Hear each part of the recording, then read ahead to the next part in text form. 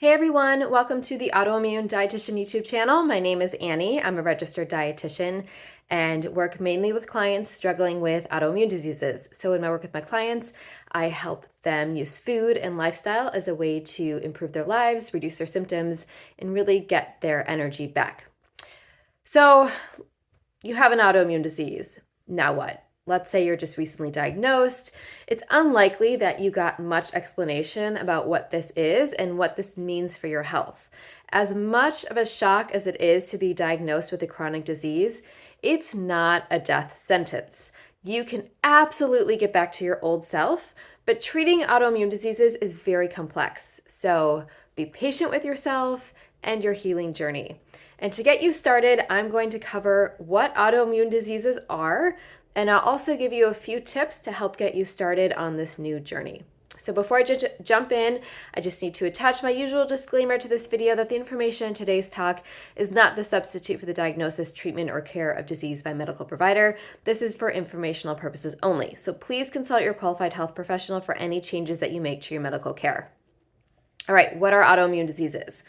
Autoimmune diseases occur when your immune system attacks healthy cells, tissues, and or organs in the body. So under normal circumstances, your immune system only attacks what we call invaders, such as bacteria, viruses, infections, and so forth.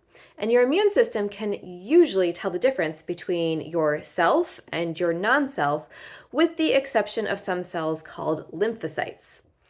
Now, everyone has these lymphocytes that sometimes react against ourself and cause an autoimmune reaction. However, in healthy people, these lymphocytes are suppressed so they don't cause any damage. In autoimmune diseases, either the lymphocytes are not fully suppressed or the body tissue changes and is seen as an invader or non-self by the immune system, which then triggers an attack of the immune system. So it's not totally understood why this happens. Most people have a genetic predisposition to autoimmune diseases, and it's theorized that there's some type of external aggravation that switches on the mechanism to confuse self with non-self. These external factors might be bacteria, viruses, toxins, an insane amount of stress, medications, high levels of inflammation, so forth. So many functional practitioners call these external factors the root causes or causes.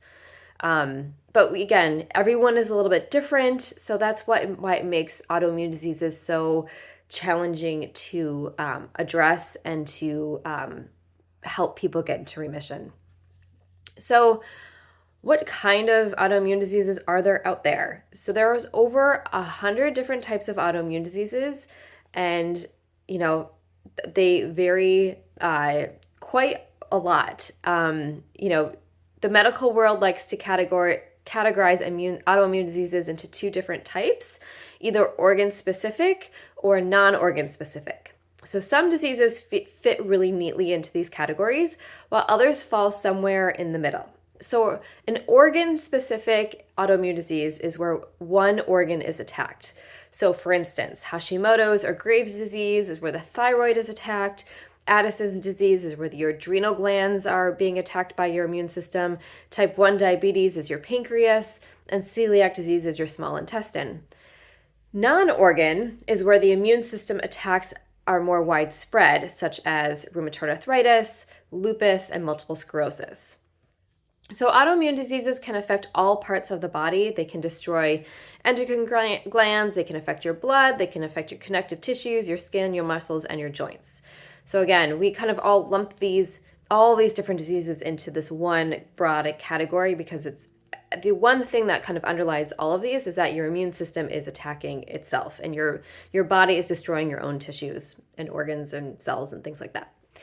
Okay, so who is affected by autoimmune diseases? So this is really kind of interesting to me, but women are actually the most vulnerable to autoimmune diseases, with approximately 80% of all diagnosed patients being women. A recent research article found that the additional X chromosome that women have may actually play a role in increasing their risk of autoimmune diseases. Some other groups may be more susceptible to specific autoimmune diseases, Lupus, for instance, disproportionately affects African American women up to 3 times more than Caucasians. Men are more likely to go undiagnosed when they have an autoimmune disease, in part because men are generally less likely to go to their doctor, and also since it's not as common among men, many times doctors dismiss their symptoms for something else. So now that you have an autoimmune disease, how can you get started on, working to improve your health and, hopefully put your disease into remission? So autoimmune diseases are something you will live with for likely the rest of your life. There are no cures, but remission is definitely possible. So there will be ups and downs for sure, but remember that you are now in control of your healing journey, and there's a lot that you can do besides taking the conventional route. And here are some tips to get you started. First, learn to speak up for yourself. Be your own advocate. The best advice I got when I was first diagnosed with an autoimmune disease is to be your own advocate and trust your instinct. If something doesn't feel right, it's probably not right. If you want to dig deeper and your practitioner is refusing to do testing, find someone who will. If you feel like you're not being listened to, seek out a second opinion. It's important that you have people on your team who listen, support, and work with you as you navigate your disease. The second piece of advice is to keep records of literally everything. So your doctor is actually required to provide you copies of your medical records upon request. It seems like a pain, but it's super important to have your own set of records. This includes doctor visit notes, labs, x-rays, imaging, and so forth. Nowadays, most records are available online, but I also download all of my imaging notes and I keep track of all of my labs in a spreadsheet so I can see trends in my lab values. So I am the one that always approaches my doctor when I start to see something that's trending in the wrong direction. Do consider alternative and holistic treatments. So autoimmune diseases are not well understood, and I would encourage you to use both conventional and non-conventional treatments to help you feel better. Things like diet, stress, movement, trauma therapy, and sleep can all affect your disease activity, and it's important to look at the whole picture when dealing with chronic diseases, because there might be something that can really help slow down your disease progression or put it into remission if medications really aren't doing the trick. And the last tip I have for you is get your vitamin D levels checked. So this is the one thing I tell all of my clients.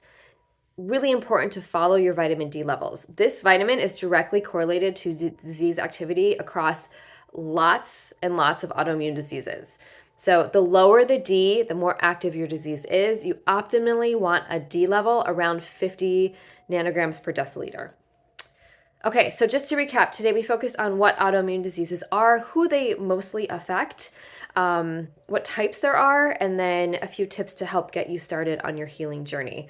So for those of you who'd like more help managing your autoimmune disease, maybe you're interested in looking at diet, you want to kind of explore other alternatives, I would love to chat with you. I offer free 15-minute discovery calls. The link to book that is in my YouTube profile. So go there and book that call. I also have lots of free materials on my website to help get you started. My website is also linked in my YouTube profile. So I've got a bunch of handouts and things you can download just about diet and lifestyle and toxins and things like that to help get you, a little bit more educated and start taking things into your own hands. Lastly, I put out a great newsletter every week that comes to your inbox on Thursday mornings. At least if you're on the West Coast, it'd be Thursday morning. But I put out, I put together information about, using food and lifestyle as a way to help control inflammation. So if you're interested in learning more about that and getting some weekly tips, jump on that newsletter. And you can always unsubscribe if you don't like it. You will not hurt my feelings.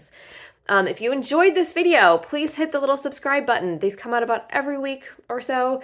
Again, always interesting topics related to autoimmune disease, nutrition, lifestyle, and just I'm here to try to help you navigate your disease and to help make you feel better. So anything I can do to help, I will be happy to share. Please leave comments if you're interested in learning about specific topics or you have any questions about the videos. I do try to read all the comments and I do eventually get to responding to them. So thanks again for joining me. Again, I'm Annie Rubin. I'm the autoimmune dietitian and I will see you next time.